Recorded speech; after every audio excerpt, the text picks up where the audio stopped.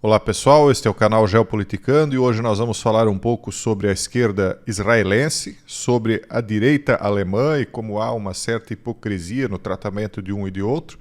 Depois nós vamos falar um pouco também a respeito de outras situações que estão acontecendo ao redor do mundo, mas vamos começar com esta situação aqui. Hamas estaria doutrinando esquerdistas enlouquecidos de Israel, segundo o site jewishpress.com. Reféns terão o mesmo destino de Ron Arad. Por que o título diz isso? Porque o Hamas teria alertado que o restante dos reféns israelenses sob sua posse podem acabar tendo o mesmo destino do piloto Ron Arad, que desapareceu em 1986. O Hamas, no canal dele do Telegram, disse que Netanyahu está encorajando o surgimento de dezenas de novos Ron Arads. Então, o Hamas está jogando psicologicamente contra o governo de Netanyahu, que está destruindo o Hamas, né? E colocando a culpa nele, dizendo, olha, se o Netanyahu continuar destruindo o Hamas como está, os reféns vão ser dezenas de novos romarados, ou seja, eles prometem aqui que vão desaparecer com os reféns. E aí isso mexe com o psicológico da esquerda israelense, que já é uma oposição a Netanyahu, e que aí se torna ainda mais opositor a ele, colocando então o Netanyahu como inimigo deles, né, da esquerda israelense, mais até do que o próprio Hamas. Ó, a esquerda política desequilibrada de Israel, isso aqui está no site Israel 365 News. Uma ilusão mortal. Mais uma vez, a esquerda anti-Netanyahu continua a provar o quão fora de contato com a realidade eles estão. Suas ações, particularmente nos últimos dias, colocam vidas em risco, incluindo aquelas dos cativos restantes em Gaza. No domingo de manhã cedo, soubemos da trágica notícia de que o Hamas havia eliminado mais 6 de nossos reféns. E, infelizmente, fiel à forma, a esquerda mais radical de Israel está focada em minar o governo de Israel, de Netanyahu, em vez de direcionar sua indignação ao Hamas enquanto exige uma retaliação severa, como executar líderes do Hamas em prisões israelenses, tomar mais território em Gaza ou cortar a ajuda. Então, na verdade, aqui eles colocam até que Netanyahu está lutando contra uma ameaça tripla, que cria imensa pressão da comunidade internacional, do Hamas e da esquerda política imprudente, recusando-se a comprometer a segurança de todos os 9,5 milhões de israelenses. Então é essa história aqui. A esquerda quer que as pressões do Hamas sejam atendidas pelo Netanyahu em troca da libertação dos reféns. Netanyahu acha que se ele ceder à pressão, ele vai colocar em risco os israelenses todos e talvez até nem consiga a libertação dos reféns conforme a promessa. E, sinceramente, eu duvido que Netanyahu vá recuar e ceder à esquerda. Mas essa pressão, que já está forte, tende a aumentar ainda mais. E o Hamas, como dito nessa matéria, está sabendo jogar com esse psicológico, encorajando, então, aliás, fazendo esse tipo de publicação aqui no Telegram. Então, se por um lado a esquerda é criticada em Israel, por outro lado, na Alemanha, eles criticam a direita. O site político diz extrema direita, porque eles sempre têm que colocar esse epíteto de extrema. Extrema direita alemã vence primeira grande eleição desde a Segunda Guerra Mundial. Então, eles estão dizendo aqui que quem venceu a eleição lá é basicamente os herdeiros dos mavistas, Então, e quando na verdade, diante de coisas que eu vi por lá, eu vou falar sobre isso. Primeiro vamos ler a matéria aqui. O partido de extrema-direita alternativo para a Alemanha venceu as eleições estaduais da Turíngia, decidindo um golpe no governo de coalizão do país, que está, de certa maneira, abrindo as fronteiras lá para o país, segundo a nossa visão, e deixando os alemães lá cada vez mais encurralados. Por que o AfD está crescendo? Por conta de resultados práticos na vida dos alemães. Eles têm visto que o tipo de decisão que esse governo atual e que o anterior vinha tomando, e que os anteriores antes deles, mas os últimos cada vez mais radicais de esquerda têm tomado, tem prejudicado a vida deles.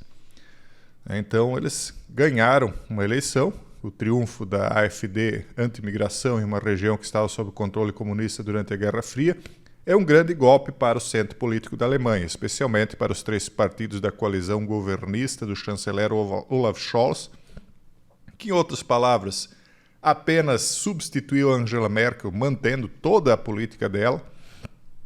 Então eles sofreram perdas significativas, e esses aqui são os resultados da eleição. Então comparem aqui a 2019, né?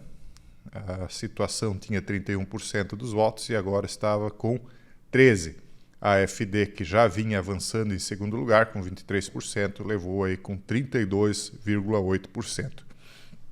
Eu não vi nada de radicalismo nas pessoas que... bom, a gente não teve contato com pessoas da chamada extrema-direita, né? Mas a gente via uma bandeira ou outra pendurada nas casas. E aí perguntou, né, por que tem uma bandeira ou outra pendurada aqui? Daí o pessoal disse, esse aí é o pessoal da extrema-direita. Veja só, por ter simplesmente a bandeira do próprio país pendurada na casa, é considerado de extrema-direita. Isso que é uma bandeira da Nova República, né, que veio depois da Segunda Guerra, quer dizer, instituída pelos próprios vencedores da guerra, de uma certa maneira, né? Então, pelo menos escolhida para ser aquela que vai representar o país desde então. Mas nem isso, né, nem essa representação pós-Segunda Guerra eles podem ter. Para dizer, olha, nós temos um símbolo nacional, nós temos um território que é nosso. Não, eles não podem ter nada, eles só têm de calar a boca e pronto, porque senão eles são considerados extremistas, né? Quem criou a AfD e a BSW vitoriosas?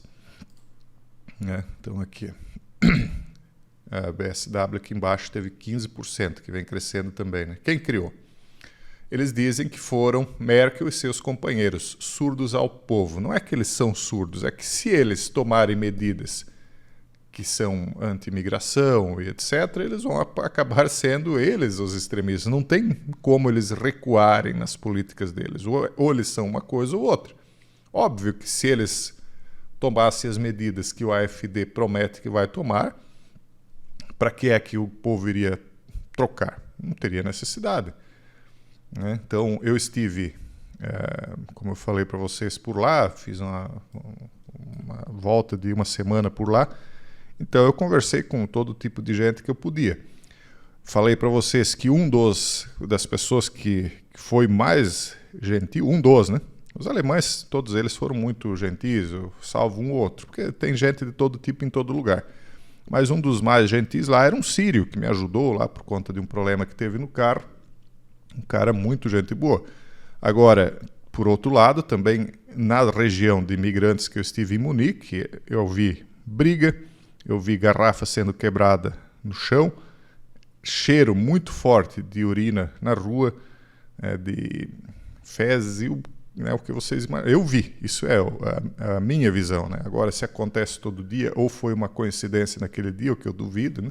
É outra história. Então, é por conta desse tipo de coisa. Então, tem gente de todo tipo. Então, não é a questão de ser migrante ou não, é de quais tipos de imigrantes é que estão chegando no país, né? Então, tem gente muito boa e tem gente que não é. E aqueles que não são estão deixando os alemães aí revoltados, né?